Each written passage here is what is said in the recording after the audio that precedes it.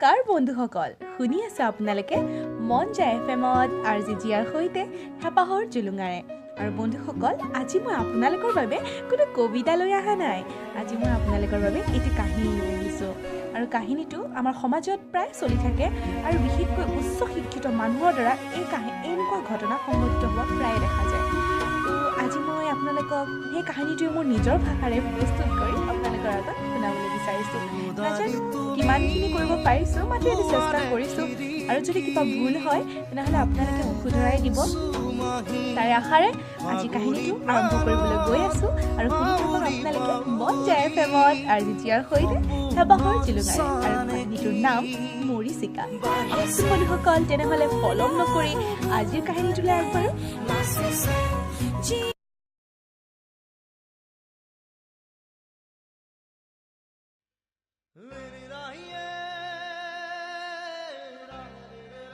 এখন ঘৰ এটা সময়ত আছিল, এখন সুখৰ ঘৰ।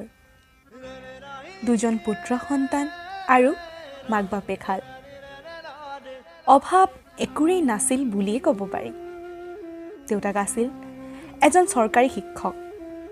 দুজন ল'ৰা, দুয়োজনকে উচ্চ শিক্ষিত কৰি তুলি বহুখিনি কষ্ট কৰি ডাঙৰ দীঘল কৰিলে। কিন্তু দুৰ্ভাগ্যক্ৰমে এদিন দেউতাকৰ মৃত্যু হ'ল। জ্যেষ্ঠ অৰ্থাৎ ডাঙৰ পুতেকজনৰ চাকৰি আছিল বেংগালুৰুত। সি তাতে থাকিছিল আৰু কিছুদিনৰ পিছত সি তাতে বিয়া পাতি তাৰে ছোৱালী এজনী সি তাতে ছেটেল হৈ গৈছিল। মাজে সময়ে মাহৰ মূৰত খবৰ লৈছিল যদিও মাকৰ মনৰ হেঁপাহ পলোৱাকৈ তাৰ কথা পাতিবলৈ কোনোদিনেই সময় নাছিল। বোৱাৰীককতো দেখাই নাই, চাবলৈ বৰ হেঁপাহ মানুহজনী ডাঙৰ বোৱাৰীকক এবাৰ ওচৰৰ পৰা। কিন্তু ভাবিলেই জানো, ইচ্ছা কৰিলেই জানো সকলো সম্ভৱ হয়। আৰু এইফালে সৰু পুতেকৰো বিয়াৰ বয়স হৈ আহিছে। মানুহজনীৰ হেজাৰটা চিন্তা। আৰু এদিন সেই সৰু পুতেকজনেও পলাই আনিলে গাঁৱৰে এজনী ছোৱালী। মাকেওনো কি কৰিব, সিহঁত এতিয়া উপযুক্ত, ভাল চাকৰি আছে, তেখেতে মাতিওনো কি কৰিব, কোনেনো শুনিব। তেখেতৰ হিয়াৰ কান্দোন, হিয়াৰ আৰ্তনাদ কোনো নাই। যিও বাপেকৰ পেঞ্চনৰ টকা কেইটাৰে চলি আছিল মানুহজনী, লাহে লাহে সেইকেইটাও নোপোৱা হ'ল। মানুহজনী বহুতেই অকলশৰীয়া হৈ পৰিছিল। নাছিল এজনো মানুহ যোনে আহি এষাৰ কথা পাতিব তেওঁৰ লগত, সুধিব ভালে আছেনে। এইফালে সৰু বোৱাৰীয়েকৰ তিতা লগা কথা হ'লেও মানুহে বাৰু ইমানো সহ্য কৰিব পাৰেনে? সকলো কথাতে এই বুঢ়ীজনীৰ কাৰণে মোৰ বহুত অশান্তি হৈছে। না ক'ৰবাত যাব পাৰোঁ, না শান্তি আছে, একো কৰিব নোৱাৰা হৈছোঁ এইজনীৰ কাৰণে। হেৰা, চাকৰি সজাবৰ কাৰণে আনিছিলা নেকি হে মোক? মই আৰু নোৱাৰোঁ, বুজিছা, নোৱাৰোঁ। এনেকৈ সকলোৰে এনেকৈ আলপৈচান ধৰি থাকিব মই নোৱাৰোঁ। ডাঙৰ ভাইৰেক দেখিছা, হা, কিমান সুখ তাৰ। তুমি সেই আপদবোৰ চপাই লৈছা, নাযায়ো কলৈকে, নমৰেও। ভগৱান, মোৰ এই ফুটা কপাল এইখন।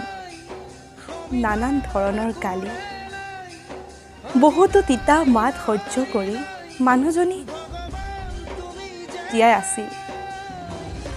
আছিল জীয়াই। চকুলো টুকি টুকি মানুহজনী আছিল জীয়াই। আৰু এদিন এই পিখাচ কেইটাই লগ লাগি, মানে ডাঙৰ পুতেক আৰু সৰু পুতেক দুয়োজনী বোৱাৰীকে লগ হৈ কি কৰিলে গম পায় বন্ধুসকল? তেখেতসকলে সিদ্ধান্ত ল'লে যে এই মানুহজনীক তেখেতসকলে বৃদ্ধাশ্ৰমত ৰাখিব। আৰু এদিন সৰু পুতেকজনে মায়েকক বৃদ্ধাশ্ৰমলৈ লৈ গৈ ক'লে যে মা, তই ইয়াতেই থাকচোন কেইদিনমান এওঁৰ গাটো ভাল নহয় অসুখ আমি চেন্নাইৰ পৰা আহোঁ তোক 2 মাহৰ ভিতৰতে আহি লৈ যাম দে তই থাকিবি হা মাকেও ভাবিছিল হয় চাগে সিহঁতি ভাবিছে মোৰ অকলে কষ্ট হ'ব কেনেকৈনো থাকিম বুঢ়া মানুহজনী ঘৰত চাগে মোৰ ভালটোৱে ভাবিছে পুতেকৰ কথা সঁচা বুলি ভাবিছিল যদিও লাহে লাহে আশ্ৰমৰ মানুহৰ পৰা কথাবোৰ গম পাবলৈ ধৰিলে বহুত মানুহ দেখিলে সকলোৰে লগত কথা পাতি অৱশেষত বুজিব পাৰিলে সকলোৰে একেই অৱস্থা তেখেতেও বুজি পালে আজিকালিৰ দিনত সন্তান জন্ম দিয়াতকৈ যে নিদিয়াই ভাল তেখেতে বুজি পালে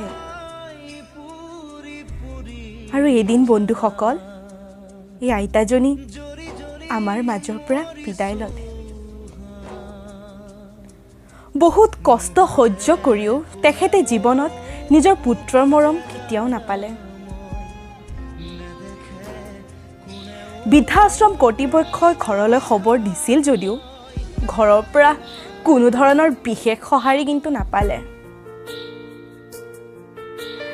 বন্ধুসকল এনেকুৱা ঘটনা আমাৰ সমাজত প্ৰায় ঘটি থাকে এনেকুৱা অসহায় লোকক আমাৰ বিভিন্ন NGOয়ে বৃদ্ধাশ্ৰমত চমজাই দিয়ে আচলতে ইয়াতকৈ আৰু ঘৃণনীয় একোৱে হ'ব নোৱাৰে যিজনী মাতৃয়ে 9 মাহ 10 দিন গৰ্ভত ৰাখি কিমান যন্ত্ৰণা সহ্য কৰি এটা সন্তান জন্ম দিয়ে সেইখিনি কিন্তু আমি কেতিয়াও উপলব্ধি নকৰোঁ সেই মাক দেউতাকে যদি এনে অত্যাচাৰৰ বলি হ'ব লগা হয় তেনে সন্তানৰ জানো কিবা প্ৰয়োজন আছে বন্ধুসকল নাই যদি তেওঁলোকৰ শেষ নিশ্বাস ত্যাগ কৰা ঠাইখিনিও বৃদ্ধাশ্ৰম হ'ব লাগে তাতকৈ আৰু লজ্জাজনক কি হ'ব পাৰে শেষত বন্ধুসকল সকলোকে মই এইটোৱে ক'ব খুজো উচ্চ শিক্ষাৰে শিক্ষিত হ'লে এজন মানুহ জ্ঞানী কেতিয়াও হ'ব নোৱাৰে সেইকাৰণে আমি চাৰ্টিফিকেটৰ পিছত নদৌৰি এজন প্ৰকৃত ভাল মানুহ হোৱাৰ চেষ্টাহে কৰিব লাগে নিস্বাৰ্থ মৰম ভাল পোৱা যদি অকল এই পৃথিৱীত দিব পৰা কোনোবা আছে সেয়া হৈছে আমাৰ নিজৰ মা দেউতা বাকী সকলোৰে মৰমত কৰবাত নহয় কৰবাত নিশ্চয় স্বাৰ্থ থাকে বন্ধুসকল আজি মই ইয়াতে সামৰিছোঁ নাজানো আপোনালোকে কেনেকুৱা পালে জাষ্ট মোৰ মনৰ ভাৱখিনি বহুতো এনেকুৱা ঘটনা শুনি থাকোঁ তো মই ভাবিছোঁ আৰু এনেকুৱা এইটো কাহিনী যদিও মই নিজৰ ভাষাৰে লিখিছোঁ এনেকুৱা সত্য ঘটনা আমাৰ সমাজত বহুত ঘটি আছে কাৰোবাক উদ্ধাৰ কৰা হয় ষ্টেচনত কাৰোবাক উদ্ধাৰ কৰা হয় ফুটপাথত পৰি থাকে কম্পকাই এখন আমাৰ সমাজ চলি আছে আজিকালি এই বন্ধুসকল কেনেকুৱা পালে জনাব আৰু যদি কিবা ভুল ভ্ৰান্তি হৈছে মোক ক্ষমা কৰি দিব সপ্তাহত পুনৰ লগ পোৱাৰ প্ৰতিশ্ৰুতিৰে শুনি থাকিব মন যায় FM-ত RJ জিয়াৰ সৈতে হেঁপাহৰ জুলুঙাৰে